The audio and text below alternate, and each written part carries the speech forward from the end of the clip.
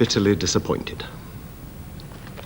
All right, I'm angry that I've been forced to take this extreme step and resign from a job I've loved doing. So what are your plans now? Go home and relax. Enjoy my first weekend in 10 years without being surrounded by red boxes. But in the longer term, well, as I say, I shall be making a full statement next week. Tom, it's no secret that your major areas of disagreement have been with the Prime Minister himself. You're on record as saying that some of his speeches have been irresponsible and embarrassing to our European neighbours. Would you say it's time for Francis Urquhart to step down now? Hand over the reins to a younger man? That's really not for me to say. Oh, come on, Tom. Should he go? Well, in his own words, you might very well think that. I could not possibly comment. You bastard. Thomas Makepeace there, commenting on his shock resignation this afternoon from the post of Foreign Secretary. Bastard. He'll be dangling and twisting in the wind before I've done with him. I did warn you, Francis. Still, what can he do? He's not a fighter. He's soft in the middle. He's a sentimental dreamer.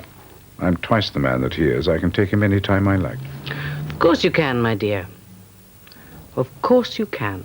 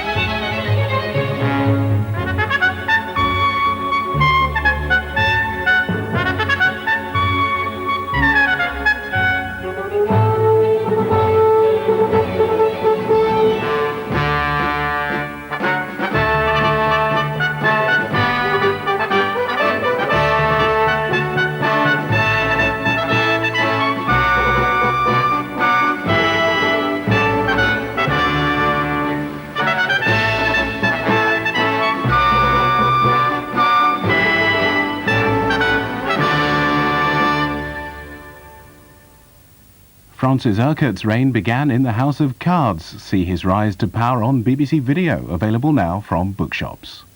You were doing the job, but you didn't like them. If the Royal Military Police come looking for you... I'm arresting you under Section 74 of the Army Act because I have reason to believe you have been involved in false accounting. It could change your life forever. You never had any mercy on you. Whether you were right or whether you were wrong, they was always right. On a dishonesty offence, he'd probably have to go to court-martial. And he'd probably have to go to general court-martial. Yeah. The higher you are, the greater you fall. Redcaps. The investigation begins Thursday at 10:20 on BBC1. Is Britain's love affair with marriage finally over? It was perfect. We were perfect. We spend £3 million a year on marriage counselling. The odds are stacked against you. But we spend £3 billion on divorce. Nobody benefits from this situation. We all lose. Is breaking up too easy to do? Panorama reports from the divorce capital of Britain, tomorrow, 9:30 on BBC1. In the heat and haze of Adelaide, there's highlights of the Australian Grand Prix on BBC2 in just over 5 minutes. Here in 15 minutes, Angus Deaton's in search of a millionaire who gave away a fortune and now lives in a caravan. First on BBC1, the main evening news with Peter Sissons at 5 to 10. The UN claims an historic breakthrough for peace in the former Yugoslavia. A Croatian agreement with rebel Serbs ending their breakaway is hailed as the beginning of the end for the region's wars. Demonstrators step up the pressure for wider Nigerian sanctions as Britain imposes a ban on arms sales. And remembering our glorious dead, the Queen leads the nation's tribute.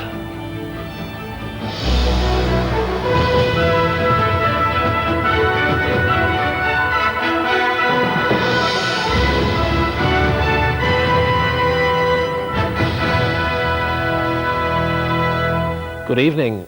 UN officials in the former Yugoslavia have claimed a major breakthrough for peace.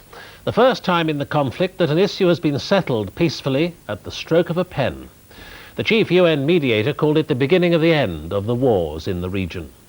The deal, signed by Croatia and rebel Serbs, restores Croatian control over the bitterly disputed region of eastern Slavonia, which the Serbs seized 4 years ago in some of the bloodiest fighting of the Serbo-Croat War. Refugees who fled the area, especially from the town of Vukovar, should now be able to return. In the past 2 weeks, the diplomacy has taken on extra urgency. Negotiators sped through the territory seized by the Serbs from the Croats 4 years ago. The Croats, flushed by recent military success, would take it back by the end of the month unless the Serbs capitulated. This essentially is what they did in today's signing ceremony. Their reluctant mediator, Milan Milanovic, signed on to a deal which would allow for a 2-year transition period under United Nations supervision, the very first agreement of its kind. I must say this is most encouraging, and I believe this will have a contagious effect, which will lead to an overall peace in former Yugoslavia. The agreement was signed separately by the Croats. It's a triumph for them. They've been to war twice this year to retrieve lost territory. This time the threat alone was enough. That and American pressure. For the first time since the war in the former Yugoslavia began in 1991, one of the main issues in contention has been settled peacefully. That is, with signatures instead of bullets. Peacefully, but under the threat of war. The Croats had been moving armored units close to the disputed territory. The rebel Serbs knew that, just as they knew of Belgrade's reluctance to rally to their defense. There is a new balance of power in the Balkans, and the Croats, backed by their friends abroad, have a strength which they lacked 4 years ago. Then they lost this territory and the river town of Vukovar, which the Serbs destroyed with an onslaught of 2 million shells. Under the terms of today's agreement, the Croats will re-inherit the ruins. There is no more striking example of the futility of these wars. Martin Bell, BBC News. The Prime Minister has announced an immediate ban on the sale of arms to Nigeria, following the hanging of 9 human rights campaigners, including the writer Ken Saro-Wiwa. Before leaving the Commonwealth Conference in New Zealand, the Prime Minister said he would urge other countries to join Britain in its ban. Commonwealth leaders have given Nigeria 2 years to return to democracy or face expulsion. Nigerian leaders left the summit today with a clear and unforgiving message from the Commonwealth. Member countries gave the military regime 2 years to improve its political and human rights record. But John Major felt diplomatic isolation of Nigeria wasn't enough. I think that there should be the widest possible embargo on defence sales to Nigeria. The policy we have in the United Kingdom is already highly restrictive. We shall now bring in an immediate ban on a national basis, and we shall ask our partners to do the same. When elections were annulled 2 years ago amidst violent protests, Britain signed up to tight EU restrictions on arms sales to Nigeria. But last year, the British government still allowed the oppressive Abacha regime to buy British riot control equipment, machine guns and landmines. There's growing pressure for sanctions to include oil, as this would cut deeper into the pockets of Nigeria's generals. Oil makes up 90% of the country's income, and Shell produces half of it. Britain has taken a step in the right direction, but we must go further. I want John Major's government to raise in the UN the case for oil sanctions in Nigeria. We should set them quotas on the sale of oil and cut those quotas every time they fail to meet a deadline to restore human rights and democracy. Shell say they're to go ahead with a planned $4 billion new gas project, honouring what they call their commitment to the Nigerian people. The Prime Minister said he'd be discussing these plans with the company, but fears the poor could be affected by an oil embargo. Further sanctions haven't been ruled out. The EU has already decided today it will suspend all development aid to Nigeria, amounting to $100 million. Emily Buchanan, BBC News. John Major has rejected last night's call from the Irish Prime Minister John Bruton for early all-party talks on the future of Northern Ireland. Mr Bruton said the obstacles to progress were now comparatively minor, but Britain says Sinn Féin is entirely to blame for the hold-up because of its refusal to back the decommissioning of IRA weapons. With the peace process still deadlocked over the question of terrorist arms, the Irish Prime Minister urged rapid progress, describing the outstanding differences as minor and implying that Britain was lagging behind in its response to the current ceasefires. At this critical juncture, the support of the British government for a reasonable compromise on the remaining issues in the way of all-party talks is now needed to move the process forward. But the government was clearly angered at apparently being blamed for the present stalemate, one senior source describing Mr Bruton's comments as extraordinary and astonishing. I very much wish to see progress, as I know John Bruton does.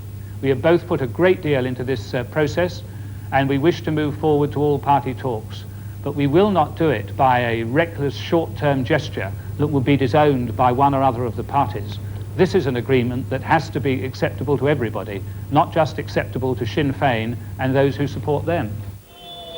In Dublin last night, a man appeared in court charged in connection with Friday's discovery of a massive fan bomb. Irish ministers seem to believe such incidents show that the peace process must be quickened, but the government argues they demonstrate why terrorist arms are far from an insignificant obstacle. Mark Devonport, BBC News, Belfast. The Queen has led the nation in the official act of remembrance at the Cenotaph in London. Record numbers of war veterans joined politicians and representatives of the Commonwealth to pay tribute to the men and women who gave their lives in 2 world wars. As a year marked by emotional memories of World War II draws to a close, thousands gathered at the Cenotaph in central London to remember those killed in the service of their country. When the chimes of Big Ben reached 11 o'clock, gunners of the Royal Horse Artillery fired a single shot to mark the start of the 2-minute silence.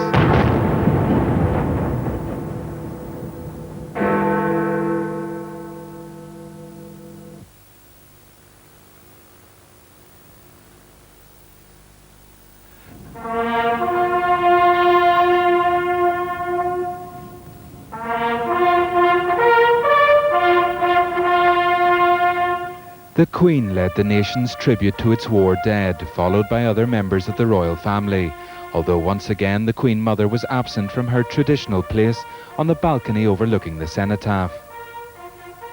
Wreaths were also laid on behalf of the 3 services.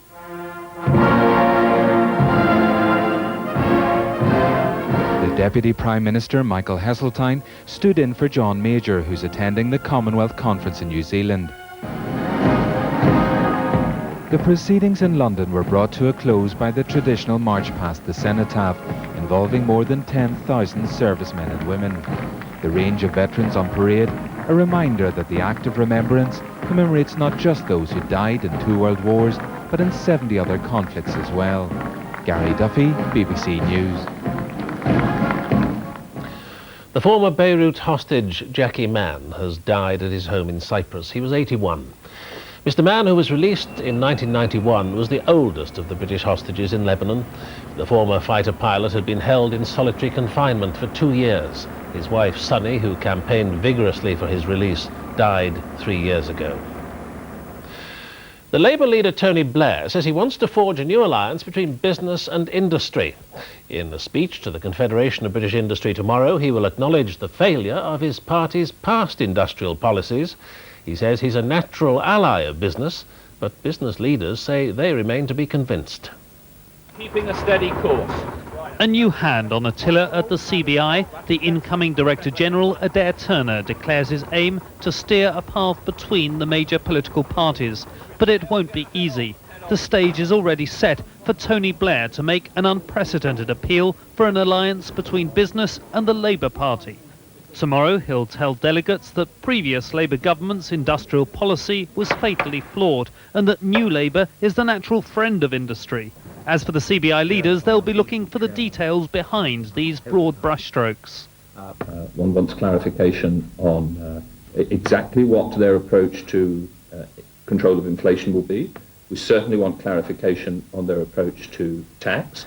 Delegates will hear Michael Heseltine, the Deputy Prime Minister, defending the government's record and continuing to campaign for greater competitiveness in British industry. The Labour Party is about to execute another daring sortie into a traditional Conservative heartland, with Tony Blair trying to wrestle the argument away from the minimum wage and onto what he believes to be the common ground of greater investment in education and a pledge never to restore punitive tax rates. Peter Morgan, BBC News in Birmingham. In Israel, the traditional 7 days of mourning for Yitzhak Rabin have ended.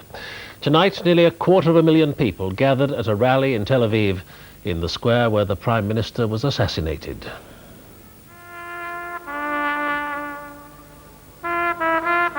In the square, which now is named after Yitzhak Rabin, a dozen yards from the place where he was shot, his grandson lit a flame of remembrance. Shimon Peres, the acting Prime Minister, arrived surrounded by bodyguards. The Israelis don't want to make the same mistakes twice. Mrs. Leah Rabin addressed her speech to her dead husband. From you, she said, I took my strength, and I know that you'd have wanted me to be strong, like this, tonight. Goodbye, friend, she ended. You will always be with us. But the political reality is that he is not here, and that he has left behind a troubled country. Since the assassination, the Israelis have realized how divided they are, and they've realized as well that there are no easy solutions to their problems. They face a difficult and dangerous winter. Some people here, full of remorse, believe that if only they'd stood up to right-wing attacks on Mr. Rabin, he'd still be alive. But now it's sinking in that he was killed because of his most fundamental idea, that Israel will only be secure if it offers the Palestinians land for peace. The people here tonight agree. Much of Israel doesn't. Yitzhak Rabin's successors have sworn to finish his work. There's no reason to suppose that they will be hated any less. Jeremy Bowen, BBC News, Tel Aviv. And the main news again. The UN is claiming an historic breakthrough for peace in the former Yugoslavia. An agreement for rebel Croatian Serbs in eastern Slavonia to rejoin Croatia is being hailed as the beginning of the end for the region's wars. From the BBC Newsroom, good night.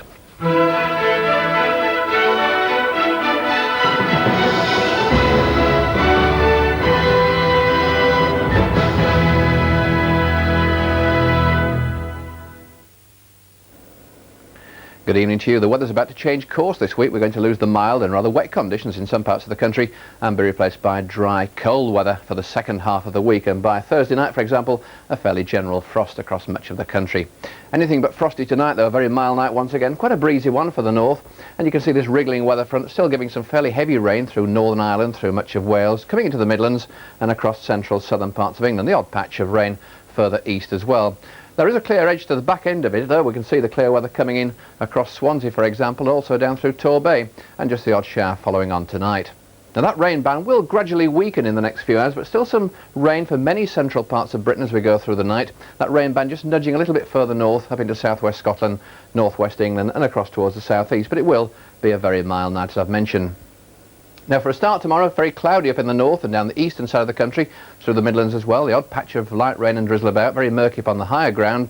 Somewhat clearer conditions down in the southwest, though, and you will find that brighter weather gradually moving across southern parts of England and South Wales as we go towards lunchtime. And then much brighter weather for western parts of Britain as well for the afternoon. The odd patch of rain still left across eastern Scotland and northeast England, and it will be mild. On BBC1, the 999 drink driving special. You hear from the police. I'm arresting you, as this indicates the proportion of alcohol in your breath is in excess of the prescribed limit. You hear from the victims. Last time I held Nicola's hand, it was limp and cold. You hear from the drink drivers. That's our 999 special, Tuesday at 10 o'clock on BBC1.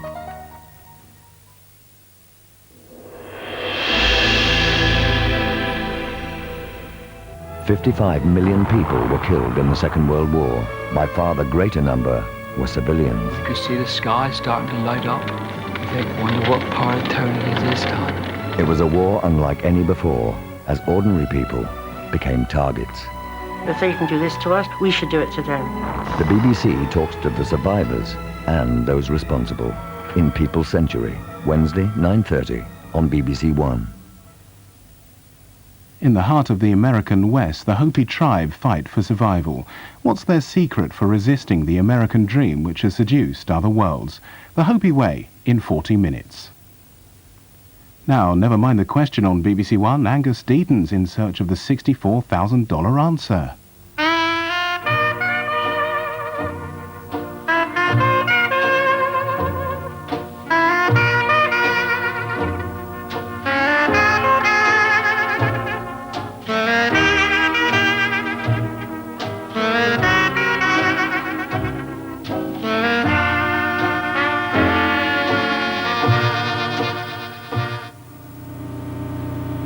It's absolutely tragic, isn't it? That sense of loss. Such a dreadful waste of £2 million.